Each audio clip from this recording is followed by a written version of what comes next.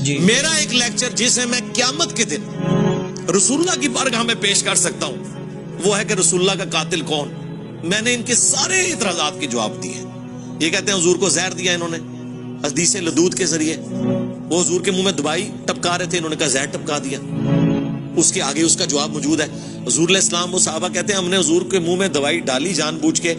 حضور اللہ کہتے رہے نہ ڈالو, لیکن ہم نے یہ گمان کیا کہ مریض جو ہے نا وہ دوائی کو ناپسند کرتا ہے اور اس وقت نبی علیہ السلام کی تکلیف ہے اور وہ تو چاہتے تھے کہ حضور کی تکلیف دور ہو.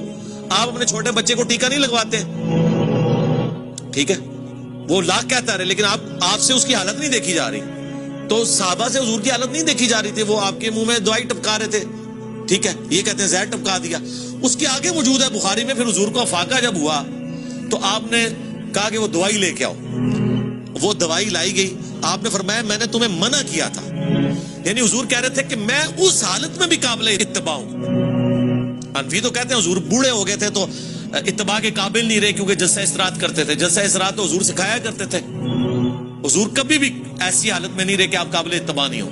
آپ فرما دیتے تھے اگر کوئی کریٹیکل سچویشن آتی تھی تو آپ کہہ دیتے تھے کہ یہ خاص میرے لیے, جیسے بخاری مسلم حدیث ہے کہ میں بیٹھ کے بھی نماز پڑھوں اللہ مجھے پورا ثواب دیتا ہے لیکن تمہیں آدھا ملے گا. وہ آپ کلیئر کر دیتے تھے.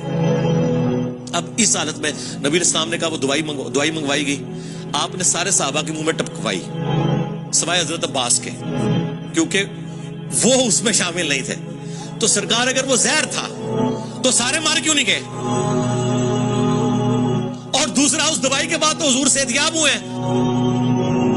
اگر زہر تھا اور حضور اس سے یہ پک اینڈ چوز کرتے ہیں, آؤٹ آف کانٹیکسٹ چیزیں کاٹتے ہیں, اسی میں ان چیزوں کے جواب موجود ہوتے ہیں. علی بھائی جو